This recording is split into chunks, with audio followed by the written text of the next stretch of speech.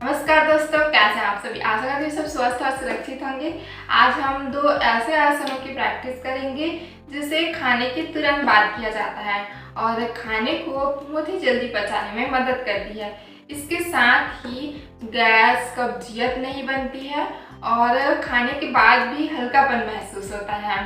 इस वीडियो में हम दोनों ही आसनों की प्रैक्टिस को स्टेप बाय स्टेप समझेंगे और यदि आप पहली बार आसनों की प्रैक्टिस करेंगे तो आप किस तरह से प्रैक्टिस करेंगे उसको भी जानें। हमारी आधे से ज़्यादा बीमारी तो हमारी पेट से ही शुरू होती है, इसलिए ये वीडियो हर एक व्यक्ति के लिए बहुत ही ज़्यादा खास होने वाला है। इसलिए वीडियो को बिना स्किप किए लास्ट तक अच्छे से समझने की कोशिश। आसनों की प्रैक्टिस को शुरू करने से पहले अपने साथ में एक योगा मैट और एक टॉवेल और एक तकिया अपने साथ में जरूर रखें। सबसे पहले दंडासना की स्थिति में बैठेंगे और थोड़ा सा स्ट्रेचिंग करेंगे, जिससे अगर हम आसनों की प्रैक्टिस करेंगे तो हमें किसी भी प्रकार का दबाव नहीं होना चाहिए। सबसे पहले अपनी पैर की उंगलियों को थोड़ा सा सामने की ओर लेंगे, अब पीछे खींचेंगे, फिर सामने लेंगे, फिर अपनी तरफ खींचेंगे। ऐसा 5 बार करेंगे। 4, 5।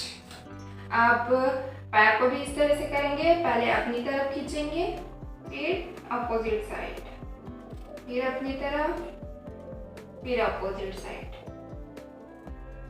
3, 4,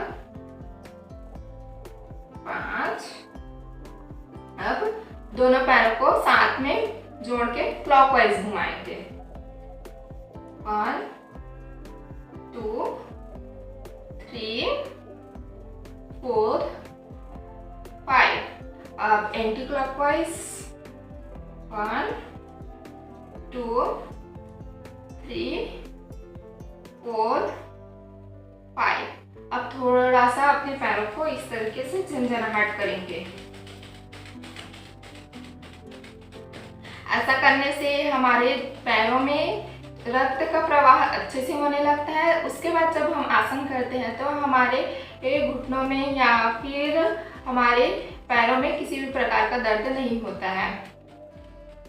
इस तरह से करने के बाद अब सबसे पहला हमारा आसन रहेगा वज्रासन।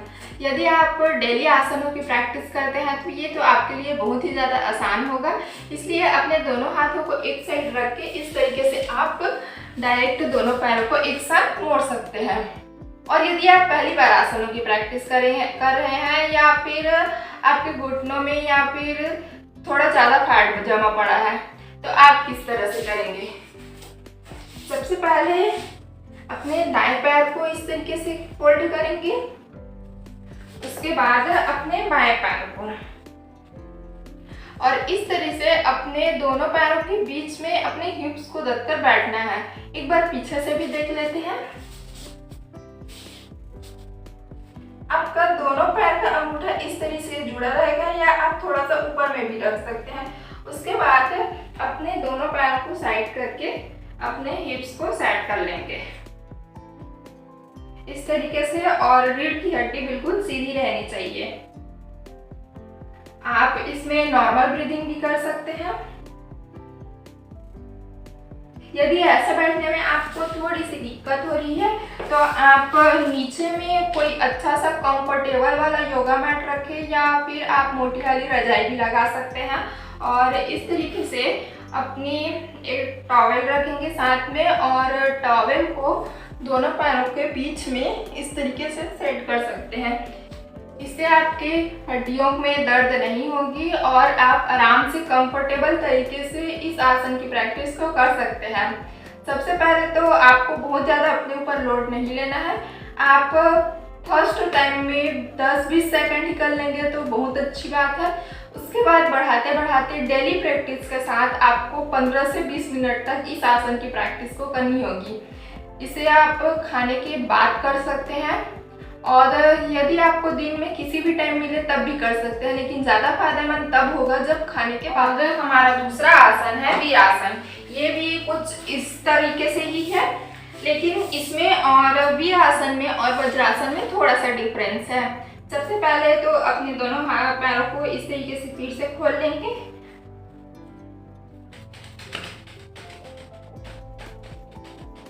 उसके बाद अपने दाएं पैर को पीठ फोल्ड करेंगे।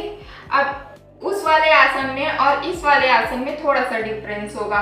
पहले तो उस आसन में अपने दोनों पैरों को अंदर की ओर लेते थे, अब इस आसन में अपने पैर को बाहर रखेंगे और अपने काफ मसल को इस तरीके से बाहर खींचेंगे।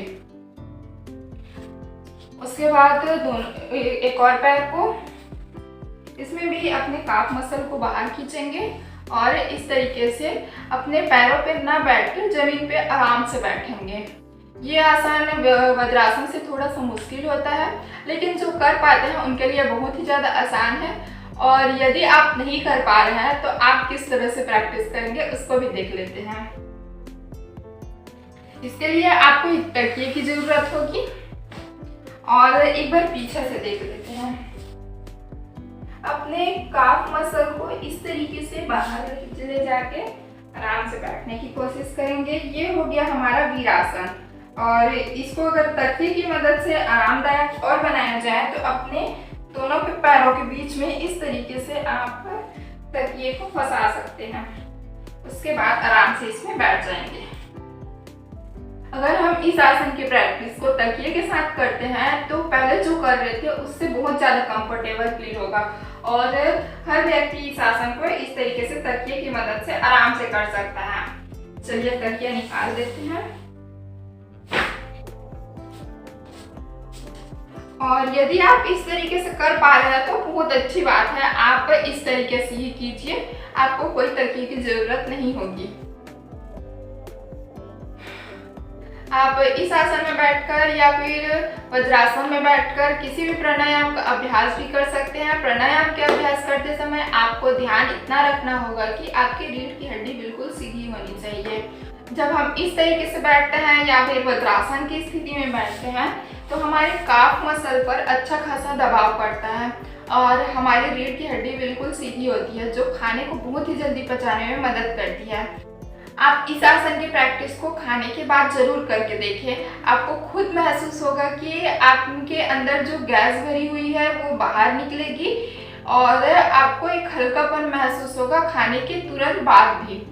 मैं पहले ही बता चुकी हूँ कि ये दोनों ही आसन हर एक व्यक्ति के लिए बहुत ही ज़्यादा महत्वपूर्ण है, इसलिए अपनी डेली लाइफ में इन आसनों को जरूर शामिल करें। और आपको इसके लिए बहुत ज़्यादा टाइम देने की तो ज़रूरत नहीं है। आप खाने के बाद या तो आराम करते हैं या फिर कुछ और करते हैं, तो आप आराम करते करते या फिर कुछ और बैठे बैठे काम करते करते इन आसनों में बैठकर आप आराम से कुछ भी कर सकते हैं, आपको कोई दिक्कत नहीं होगी। और इस आसन को आप दोपहर को और रात को अपनी डेली लाइफ में ज़रूर शामिल करें। मॉर्निंग में नहीं करेंगे तो चल जाएगा, और लेकिन रात में और दोपहर को ज़रूर करें। और यदि बीच में भी करना चाहे तो जब भी आपको इस तरीके से बैठने का मौका मिले तो आप इस तरीके से ज़रूर बैठें, तभी आपके खाने को डाइजेस्ट करने में बहुत ज़्यादा मदद करती है। और यदि ये दोनों ही आसनों की प्रैक्टिस आपको अच्छी लगी हो तो वीडियो को लाइक करना ना भूलें। और यदि आप चैनल पर नए आए हो और पहली बार मेरा वीडियो देख रहे हो तो चैनल को सब्सक्राइब जरूर करें। आपको आगे भी ऐसे ही हेल्थ से रिलेटेड वीडियो कंटिन्यू मिलती रहेगी। चलिए मिलते हैं नेक्स्ट वीडियो में। नमस्कार।